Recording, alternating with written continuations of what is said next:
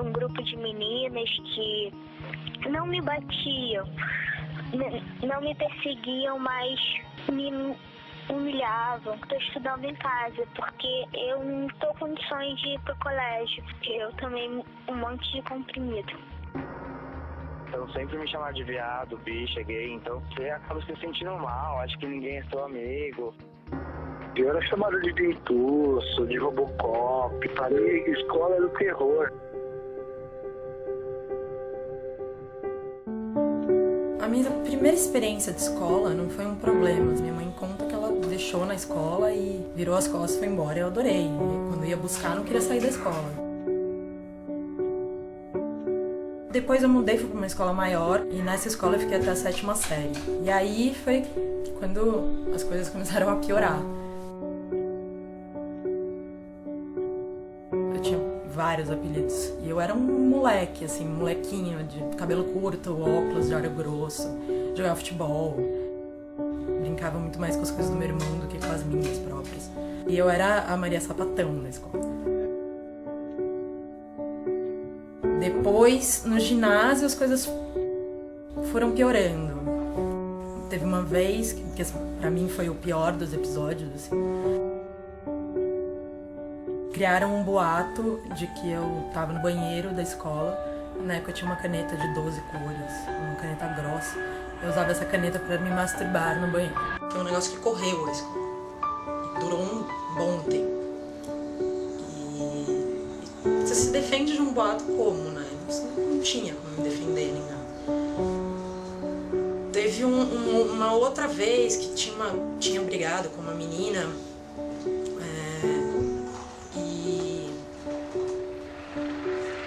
E aí, eu já tinha passado essa briga e sem querer, um dia ela tava atrás de mim, eu virei um cotovelo e dei um cotovelo na cara dela. E aí veio uma massa de gente em volta, porque acharam que eu tinha feito aquilo de propósito. E as pessoas me empurraram pro chão. Eu lembro só das pessoas me chutando. Eu tava na 6ª série também. E tinha um desnível do pátio pra quadra. Eu rolei nesse desnível. Mesmo com tudo isso, eu fui suspensa. Não me lembro de ter nenhuma postura de orientação, coordenação. Assim, uma coisa que deixaram correr. Não queria mudar de escola. Quando eu mudei de escola mudei detestando. Já é difícil quando você é adulto trocar o certo pelo duvidoso. Já quando você tem 12 anos, né? 11, 12 anos. Você vai sair de um lugar que apesar de tudo você conhece. Você já sabe como é. De patinho feio, eu passei a ser parte da turma dos aceitos. Parecia que tinha sido uma vida desconectada, sabe? Eu tava num outro mundo, num mundo que eu era... que as pessoas tinham um certo... que eu fazia parte de um grupo, né? Que é o que você mais procura quando tem 15, 16 anos. Mas o que eu acho muito, muito bizarro até hoje é que toda vez que eu encontro os meus amigos de colégio, alguns que são meus amigos até hoje, a gente continua falando das coisas que aconteceram no colegial como coisas normais. Pessoas que eu fico pensando onde elas foram parar, sabe? Onde isso deve ter sido agora, de alguns anos pra cá, com quase 30 anos. Ver quanto isso foi sério.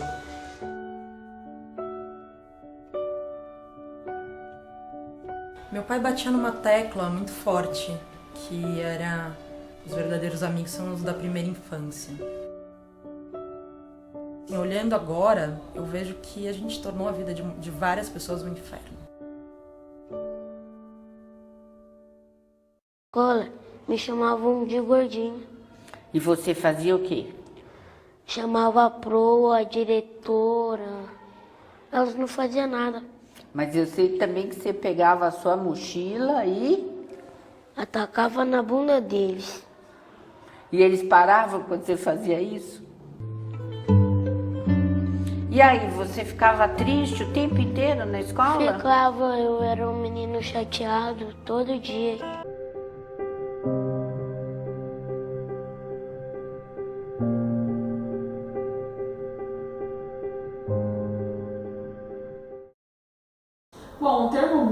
ele é relativamente novo, né? E aqui no Brasil, as escolas, as secretarias de educação, elas estão incentivando as escolas para conseguir identificar o que realmente é o bullying e fazer os encaminhamentos necessários. Que tipos de atos agressivos são praticados? Olha, entre os meninos, eles costumam fazer mais agressões físicas, por exemplo, tapas, socos, então, até agressões psicológicas, como xingamentos. Entre as meninas é um pouquinho diferente, elas costumam excluir uma das meninas, elas excluem e essa pessoa começa cada vez mais ficar isolada, consequentemente, com a autoestima baixa. Tá. Você comentou sobre essa diferença entre a presença do bullying entre meninos e meninas, né? É possível diferenciar esses atos de bullying, assim, numa convivência na escola, ou nos casos de vizinhos que você comentou, ou da família? É fácil diferenciar isso quando é menino e menina, ou não? Você acha que é mais complicado, tem que ser uma coisa mais vivenciada para poder saber que realmente é o bullying? Tem que vivenciar para ver o que está acontecendo, mas em relação aos meninos é mais direto. O bullying é mais direto, agora em relação às meninas ele é mais mascarado, assim, né, vamos dizer. É comum entre crianças que sofrem bullying a presença da resiliência, a capacidade de suportar, de apresentar autocontrole? Olha, as crianças aqui, pelo menos no conselho tutelar que nós percebemos, é um pouco difícil, porque elas cada vez mais se fecham, né, no mundinho delas e não querem nem... Tem muitas crianças que nós encaminhamos para tratamento psicológico e elas não querem nem ir. Então isso já significa que elas não querem enfrentar o que elas estão vivendo, né? Mas a partir do momento que elas têm consciência de que elas precisam de tratamento, que elas precisam de uma ajuda fora, elas conseguem superar sim. Apesar de que muitas vezes uma criança que sofreu bullying vai ser um adulto com uma autoestima baixa, até no seu meio de trabalho. Tá, Raquel, nós sabemos que no conselho tutelar muitos casos de abuso sexual, né, entre adultos e crianças, são casos mais frequentes no meio de vocês. Em relação a essa parte da criança se fechar, você acha que isso influenciaria, por exemplo, ou teria uma presença de bullying na escola, ela sofreria, por questão até social, né? Você acha que essa criança que já tem um problema familiar, isso também pode ser um caso considerado bullying ou não? Com certeza, quando uma criança está tendo uma vivência na sua casa em que não é saudável, na escola ela vai mostrar isso de alguma forma, seja ela se revoltando contra os professores, seja ela se isolando cada vez mais. E isso sim é um motivo de ser praticado bullying contra ela. Tá, e como diferenciar uma brincadeira inofensiva dos atos de bullying? Uma brincadeira inofensiva, ela pode ser pontual. Uma vez aconteceu uma brincadeira inofensiva. Agora, o bullying ele tem que ser recorrente, sempre, todos os dias. E, por exemplo, no caso de obesidade, eles apelidarem uma pessoa de baleia e chamar ela só daquilo, não chamar ela pelo nome. Isso sim é bullying. E quando o pai ou a mãe é o agressor do próprio filho, o que a escola deve fazer?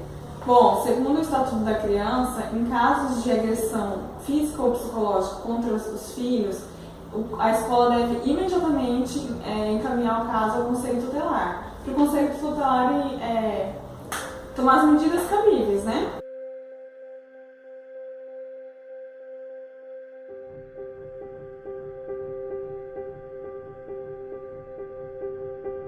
Nós aqui do Conselho Tutelar de Presidente e Prudente gostaríamos de orientá-los em relação, assim que vocês descobrirem ou perceberem alguma situação de bullying, seja na universidade, em vizinhos, na escola, para que vocês notifiquem a gente, se for em casos de menores de 18 anos, e em casos na faculdade, para que a diretoria da faculdade seja notificada para que as medidas sejam tomadas e que não ocorra novamente.